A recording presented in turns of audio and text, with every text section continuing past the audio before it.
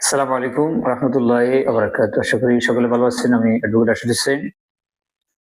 আমাদেরকে অনেকে প্রশ্ন করেন, আরএস খতিয়ানে নামের কলামে যদি কোনো ব্যক্তির বা কোনো রায়তের যদি নামের বানান ভুল হয়, তাহলে সেক্ষেত্রে খতিয়ান সংশোধনের মোকদ্দমাটি করতে হবে কিনা। এই প্রশ্নের উত্তর হচ্ছে না। নামের বানান ভুল হলে সেক্ষেত্রে মোকদ্দমা করার কোনো প্রয়োজন নেই।